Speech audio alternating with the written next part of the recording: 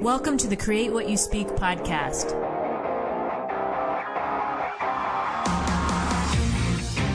Join me as we have a real-life discussion on how to change your life by changing your thoughts. Remember, question everything, trust yourself, and find your truth. Welcome to the Create What You Speak podcast. My name is Sloan Fremont, and I'm your host. This is the podcast where we talk about changing your life by changing your thoughts. Your thoughts are so important to the way you experience your world, and my intention with this show on every episode is to help us all navigate the craziness that is going on in the world right now.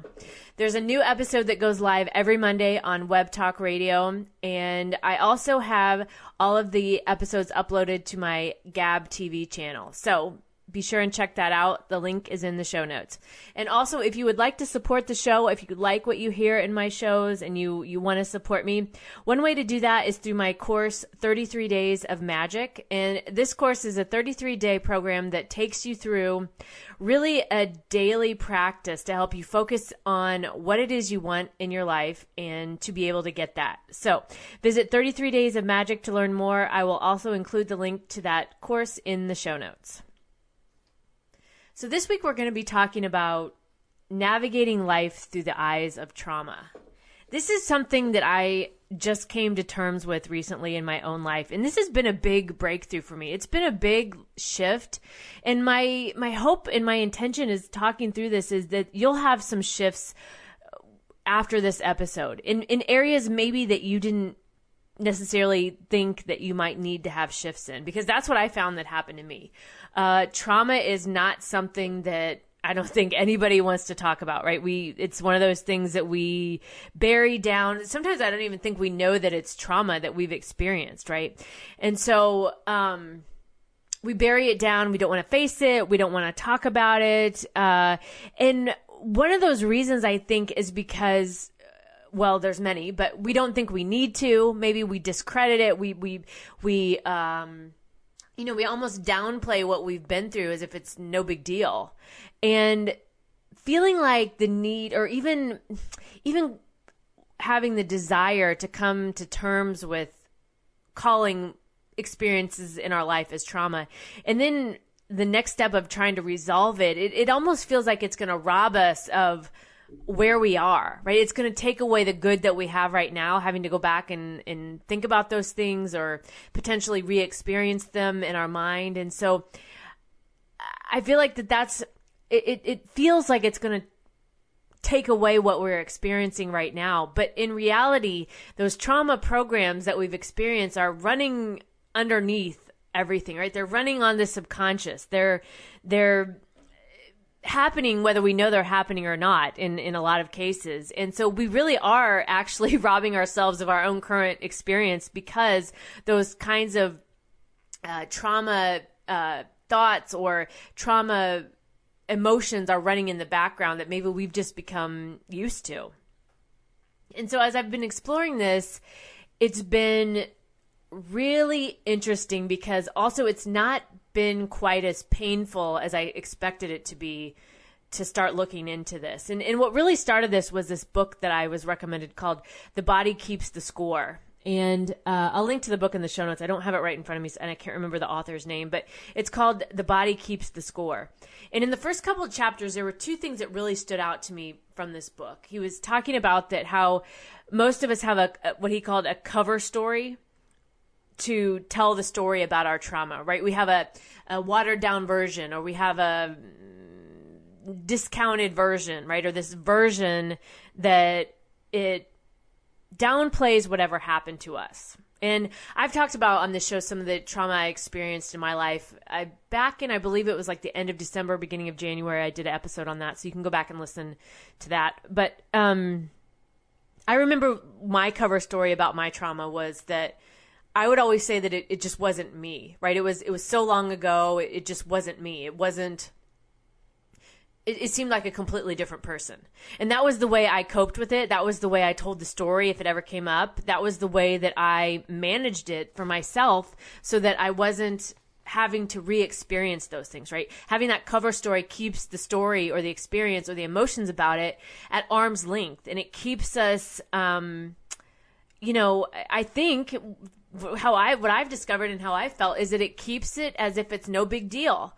And so that's how we manage with it, like on the surface, but underneath it's like these versions of ourselves that the trauma happened to are like screaming inside to be addressed, right? Those versions of ourselves are screaming to be noticed and to be tended to, or to be comforted, or, whatever that is.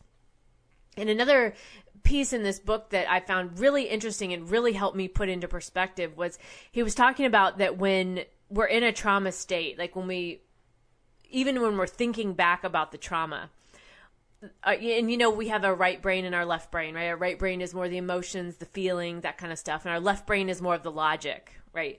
So when we experience trauma, especially if we're reminded of the trauma or we're triggered again, the right brain goes back to the trauma and thinks it's in the present.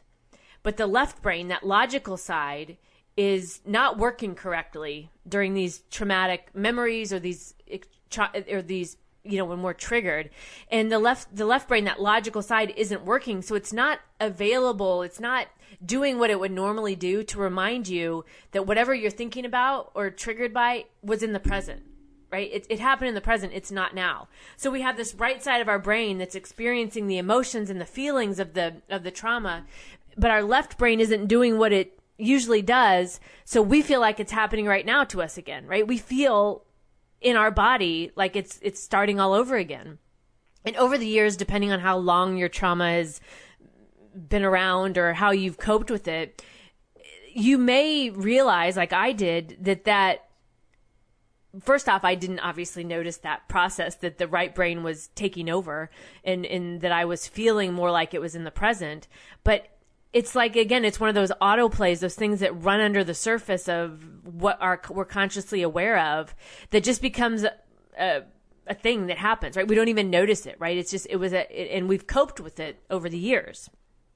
So this has been really, really interesting to explore. And like I said, shockingly, it has not been as painful as I expected it to be to dig into this topic, because really, I didn't even want to do this. I didn't even want to have to look at this in my life. I was like, no, this is just, no, I don't want to do this.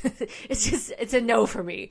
But something in the back of my mind kept telling me, you need to look into this a little more. There's something here for you. You're going to get something out of this, right? So I listened to that, and I'm glad I did, because this has been really eye-opening, and I'm going to talk more in detail about that this week. But that's what I mean when I talk about navigating life through the eyes of trauma. Really, the trauma that we've experienced that continues to run on the subconscious, that we may not really fully be aware of, but severely impacts our life today.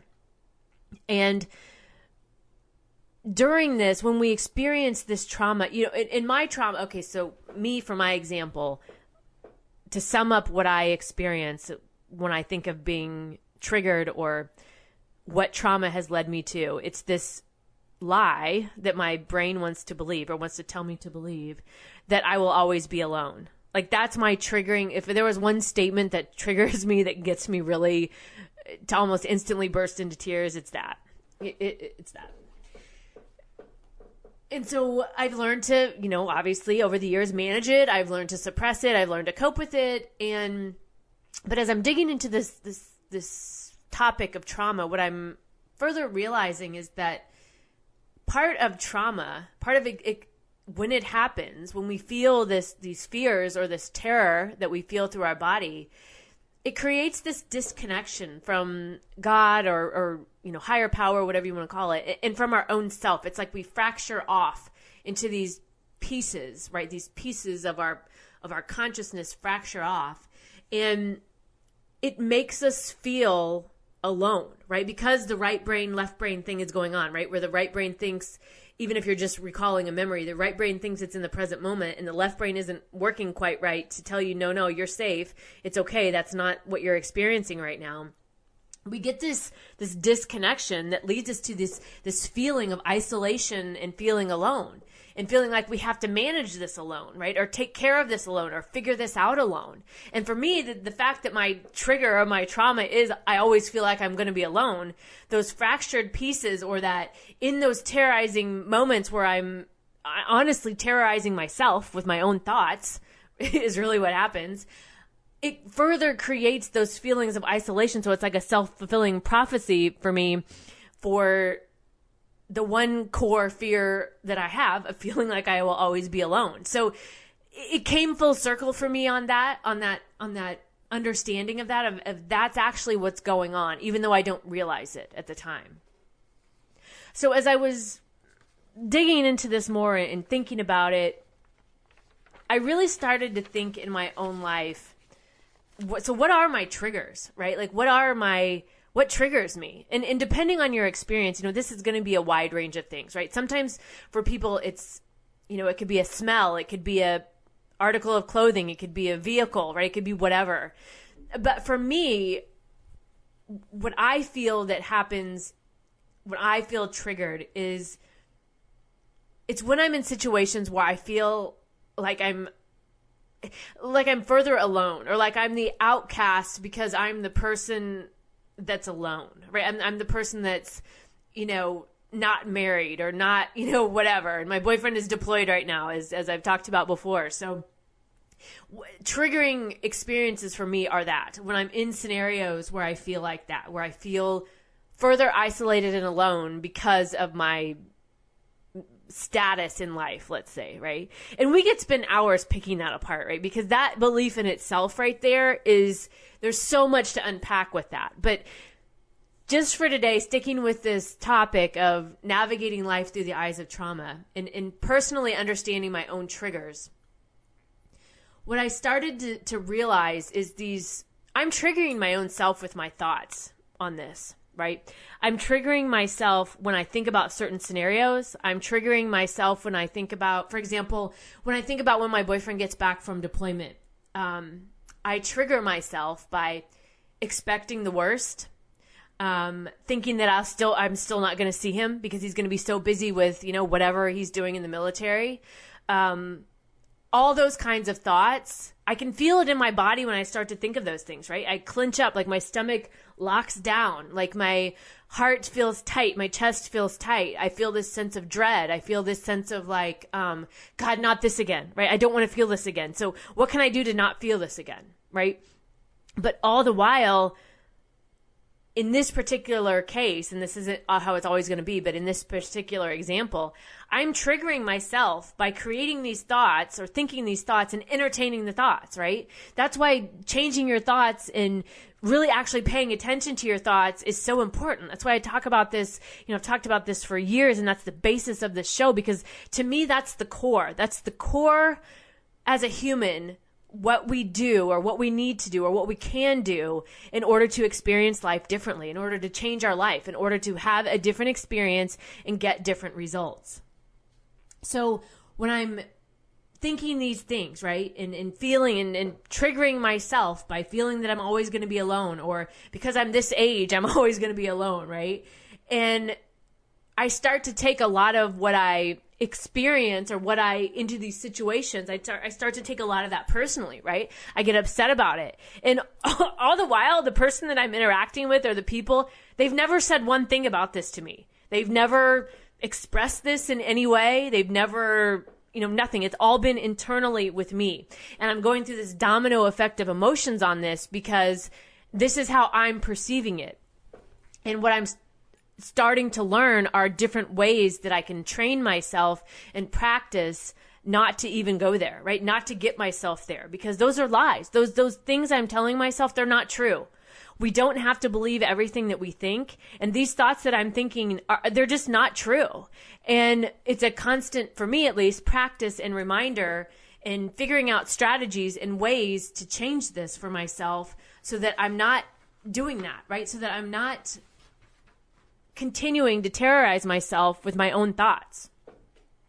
And so as I thought through this, so I'm looking at where I am now, right? And I'm thinking about what triggers me.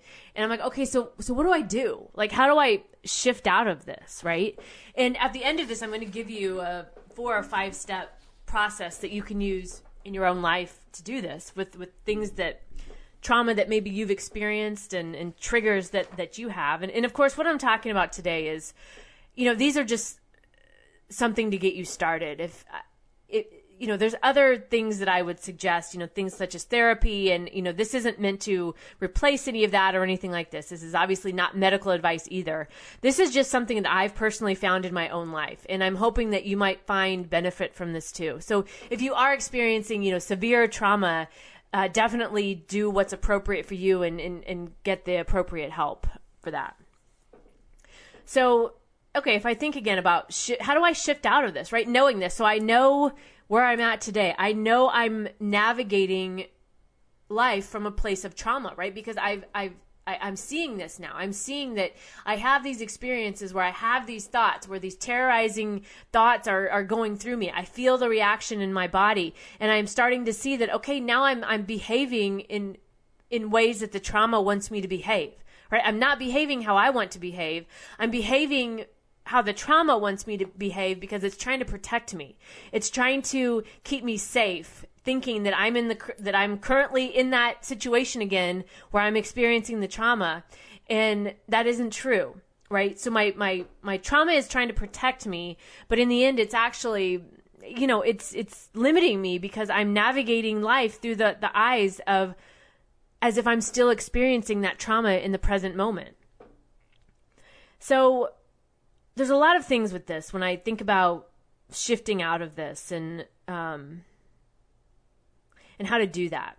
And so I think the first thing is recognizing that when you're re-experiencing the trauma, right? It's the thoughts, the fears, the emotions, the body sensations that you get, right? Really recognizing when you start to experience that in your own life and having almost like a new cover story, right? Like a cover story, a bridge statement, whatever you want to call it, something that you can immediately go to that centers you and brings you back into reality so that you understand you are in the present moment. The past experiences are not overlaying with where you are today, right? The past is not overlaying with your present moment that you're experiencing. And being able to even look at things like, okay, so I understand I can feel I'm having this triggered response to whatever this scenario is.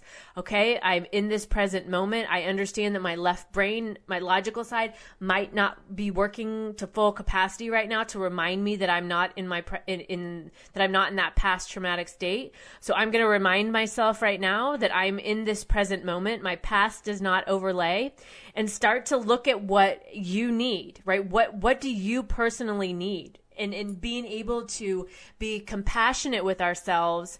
And it's almost like coming back to this reparenting of ourselves where, okay, I am experiencing this. Maybe you have something from childhood, right? Where, a traumatic experience and you didn't get the love that you needed back then, or you didn't get the attention that you needed back then.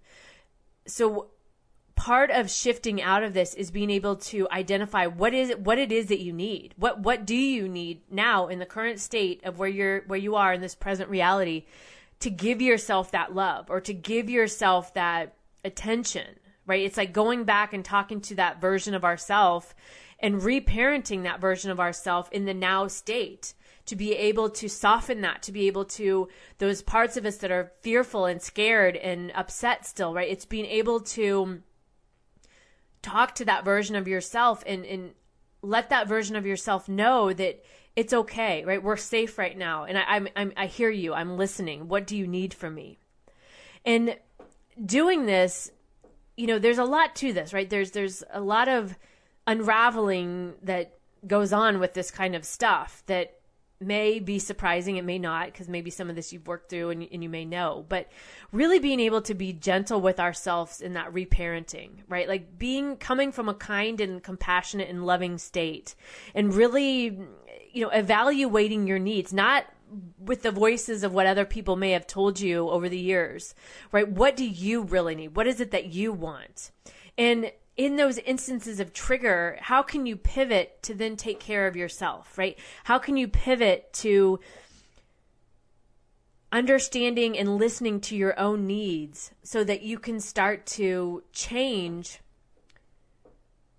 the way, you're navigating life through the eyes of trauma.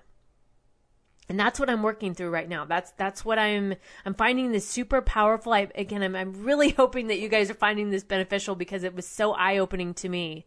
But, things like understanding what your body needs it's such a simple thing. It doesn't take a lot of really much on our part, right? It's just taking the time and wanting it, right? It's wanting to take care of yourself from that perspective of love and compassion. And when we do this, I think it's also helpful to think about this from even before the trauma happens, right? Before we're triggered, right? Think about these things from a more calmer state of, okay, when this happens, what would be nice? What would be nice if, to happen during when I experience these types of things? Like for me, right? Like when I'm triggered by always feeling alone, okay, what would be nice for me to experience instead? Well, to feel like I belong, to feel like people care about me and love me, and that I'm, this isn't, the past isn't a repeat of the present, right? And that there are safe options for me. I'm safe in this. I can do this, right? I deserve this. I get to have this, right? Being able to really understand what you need, but understanding it from a place of, when you're centered and you're balanced and you're in a more receptive state to this, I think is easier than trying to do it in that moment the first time the triggering happens, right? Because if you do this from this restful, balanced place, once the trigger happens, right, you have a new story to tell yourself. You have a new starting point so that the old stories that want to run underneath the surface don't automatically take over. You can pivot to something new. And as you go through this, what I found is, I hear those old voices coming up, right? Those old judgments and pressures of others. Or again, even for me, I think a lot of it is I'm hearing things in my mind that I think others are saying, but no one has ever said those things to me. So they're made up stories that I'm letting circulate in my mind and take up all this space in my brain, but they're actually not true. No one has ever said that to me. So in doing this, there's this, these voices when they come up, it's really easy to start to want to shame ourselves during this or punish ourselves, right? Having this internal punisher as we go through this. But all that does is keeps us in the trauma, right? It keeps us delaying our healing. It keeps us stuck in these old cycles that aren't benefiting us, right? Because if they were benefiting us, if they were good for us, we wouldn't have such a emotional response in such a negative way, right? We wouldn't have this. So having those negative emotional responses show us that there's more that we can do here to heal us, to clear this energy out, to bring those fragmented parts of ourselves back in and be able to get, I don't want to say whole because I don't want to imply that we're not whole, but it brings those pieces, those versions of ourselves that maybe are still struggling back home. So I think also one thing that helped me was setting up, okay, so understanding my triggers, but then also knowing. Okay, so I'm just going to talk you through the process, I guess, because I think that might be easier to explain. So if you have trauma in your life and you want to start to move out of this, like I'm talking about in this show, if you want actionable items to do, here's what I would suggest to change the way you navigate life so that you're not navigating it through the eyes of trauma anymore. These are, again, this is what I'm working through that I found beneficial. You may find variations of this. You may take some of this and modify it, and that's perfectly fine. Do what works for you. So the steps that I feel like that are actionable that I'm working through are, first off, it's even prior to the trauma happening, right? Prior to the trigger, taking the time when I'm not triggered to tune into myself and ask myself, okay, what do I really feel like is something that that I'm triggered by? What are these, when certain events happen, what do I feel uncomfortable in? What do I feel upset by? What do I feel emotional by, right? It may be things that happen at work for you. It may be in your relationships. It may be in the way you, like experience life in general, whatever that might be. Like let's take the work example, right? So let's say there's things at work that you're really struggling with, right? You're struggling with coworkers or the project. Okay. So what you could do in this example is, when you're not in that triggered state, right? Start to think about those things at work that are really your, like the thorn in your side, right? The things that annoy you or piss you off or upset you, right? Start to identify those things before you're in a triggered state. And ask yourself, so what do I need to hear, or what do I need to know during these times when I don't feel safe, right? What does my body need? What is my body looking for here?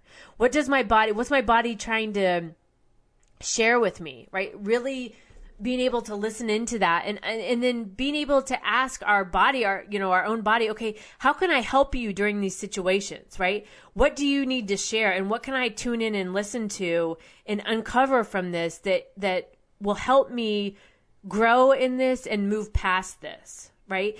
If we don't want the fear and the terror to control us, we have to really be able to sit with ourselves and talk with our higher self, that version of ourself, right? That's there, that is, again, another topic we could talk a lot about. But to me, the higher self is that version that's, on the other side, I guess you would say, like in the higher realms, that is part of our consciousness and our soul, that doesn't fully come in when we come into this earth, right? When we're incarnated onto this earth.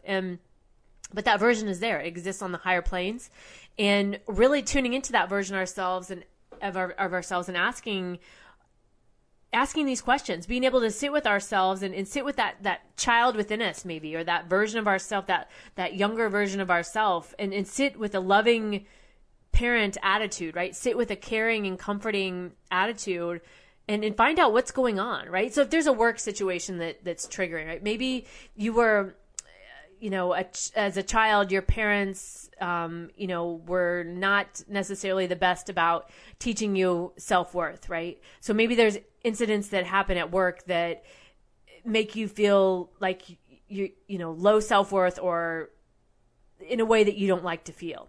So actually sitting with that and asking your body, like, what's really going on here? What am I looking for here? But doing it in a place, in a time when you're not triggered is extremely important, because that's going to help you understand what you actually need when you are triggered. And one thing I noticed with my own self in my trauma, as I was looking through all this, thinking through it, was it's sometimes easy to identify what the trauma is in those situations when you don't like how you're acting, right? I found for myself, there's times that I don't like how I'm acting. And that, to me, that's at fight or flight, right? Like there's situations I try to avoid, or I go to great lengths to try to do something different about the situation because I want to avoid it, because I know it's probably going to be triggering for me. So looking at that might be a way to identify what trauma, still wants to be healed within you, is looking at those scenarios where you don't necessarily like where you're acting, or you have scenarios where you're trying to just flee. You want to fight maybe, or you want to flight, right? You want to leave, or you want to stay and fight about them. Those are other ways you can look into areas of your life to explore where trauma might be. And I think what this does is it helps us to understand from a more balanced and centered place, what those triggers are and how I'm reacting, because in those scenarios, I'm reacting in the way the trauma wants me to respond, right? I'm not necessarily acting in the way I want to, but it's the trauma leading the way, and the trauma, and we navigate life that way, and it just becomes part of who we are. But the point, I guess, what I'm coming with all this is it doesn't have to be this way.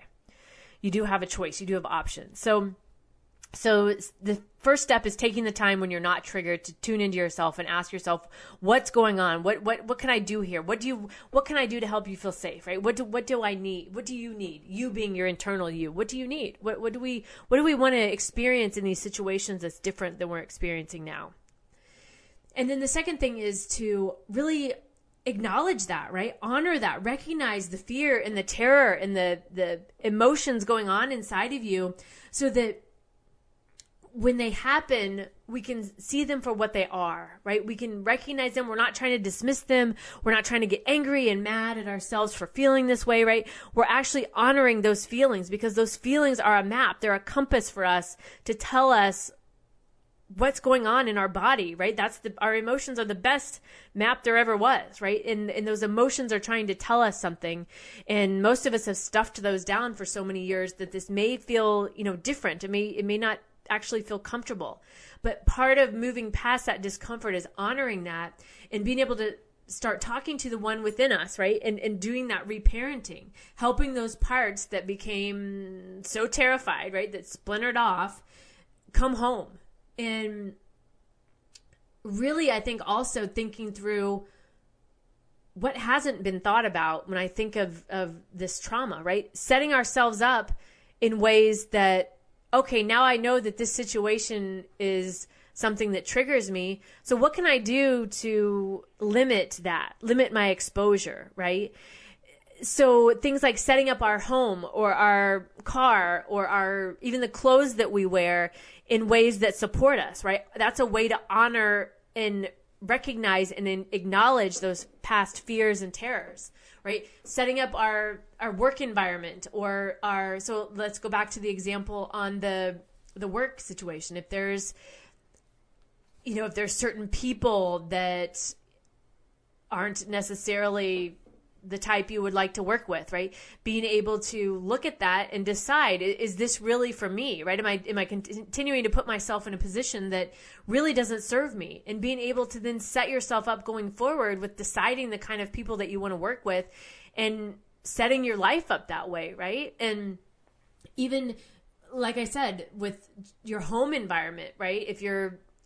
Or your car, or the clothes you wear, or the food that you eat, or if there's triggers that you experience with if you put on clothes, right? Well, get rid of those clothes, right? Wear clothes that provide you safety or feel safe and comfortable for you, right? And then even with like the way your home is set up, right? If you're afraid to go upstairs at night alone, right? Because somebody might break in downstairs. Okay. So what can you do to alleviate that, right? Like, is that get an alarm system, or maybe move to a different type of home, or, get a roommate, or, whatever that is. Really thinking through those ways that you can make your body and yourself feel safe and loved and supported, instead of just trying to like muscle through all of this, right? Instead of just trying to force ourselves to do these things that we don't like, that don't feel good, that potentially could trigger us and make us feel like we're re-experiencing the trauma in the present moment every time we walk into the room or get into our car, right? I think that honoring that and recognizing and acknowledging that is really an important part of this process. And then also being able to talk to our trauma with love, right? Being able to reparent ourselves from a more positive and loving way is super key to this, because we're all we have, right? We're all we have. Us within us in those versions of ourselves at different ages where trauma may have happened. It's really up to us to come back home to ourselves and make those parts of us in a loving way feel safe. The fourth step in this is, and the third one was talking to the trauma with love. And then the fourth one is really visualizing how we can start to respond to life in a different way. Not how the trauma wants us to respond, right? So starting to look at, okay, I'm in this scenario and trauma has caused me to respond in this way in the past, but going forward, I want to respond this way. I want it to feel like this. I want it to be more positive, right? So my example of my core trauma belief of lie, really not belief. I don't want to acknowledge it as if it's true for me still. But that core emotion of feeling like I'm always going to be alone. Okay, that has caused me in the past to feel disconnected, to try to sometimes avoid situations, to feel certain ways in my body. Okay, going forward, instead of feeling that, I want to create in my mind, I want to visualize different scenarios where I show up feeling just fine how I am, right? Feeling that it's not always going to be this way, or that the past isn't going to repeat itself, right? Determining ways or thoughts or just deciding how I want it to go. And I think visualizing that and having those thoughts or that new story to go back to when you're not charged up is super important.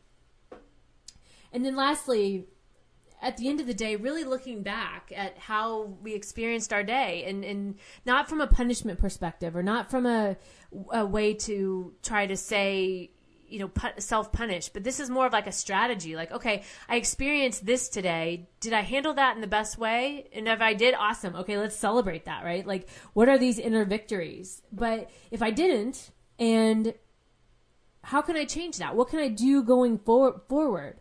And is my body just making up the worst case scenario here? Or, can I do something different going forward? And it's okay if that happens, right? We're not expected to get this perfect. This is a practice. This is something that is new, right? So it's going to take some time, and that's okay.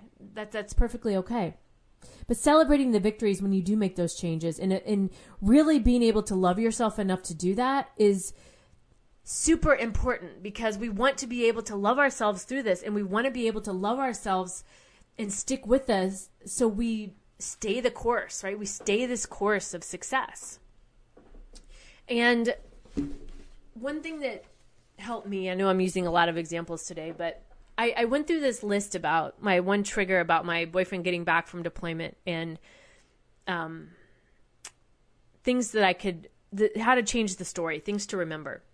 So some of the things that I listed out were, just reminding myself that I trust him, right? I trust him. I trust the process. Because I've been hurt in the past doesn't mean he's going to do the same thing. And I'm not relaying those past hurt, like overlaying those past hurts on my current state with him, thinking that that's how it's going to be. And reminding myself that I'm in the present moment, right? This past crap that happened doesn't overlay right now, this second, right? I'm in the present, and it has nothing to do with my past. And the future isn't set in stone, right? I'm envisioning the worst case scenario, but if I'm going to envision the worst case scenario, I have to be willing to envision the best case scenario, right? And that's often forgot. And then also reminding myself that it's safe for me to be in this relationship with him and express my emotions. And I'm, this 20-year-old version of myself that fractured off 20 some years ago, right? Being able to talk to that version of myself and be like, okay, what do you need? Like, I recognize I'm triggered by this scenario. So what do we need right now in this moment to feel comfortable or to feel safe and to move forward in the way that we want to move forward and not in the way that trauma is trying to control us. All right. So that's it this week for my thoughts on navigating life through the eyes of trauma. I really hope that this was valuable for you and that you've got some ideas or some thoughts that you can incorporate into your own life. And if you want to share any of your thoughts with me, please feel free to email me, sloanfremont@pm.me. You can also contact me on gab.com. I have my profile on Gab is Sloan Fremont. I also have a Gab TV channel where I upload all the shows from this year are uploaded on that channel. So you can find me there. I also do in between the shows that I've been talking about this for several weeks, but I did post a couple of videos this week for reality management, just little clips of thoughts I have in between shows to help us all navigate the reality. So that's it for this week. Remember, if you would like to support the show, please visit 33 Days of Magic and take a look at the course to take what you learn in this, in all the episodes that I talk about and apply it in your own life. And all the notes and all the links can be found in the show notes. All right, that's it. Remember, question everything, trust yourself, and find your truth.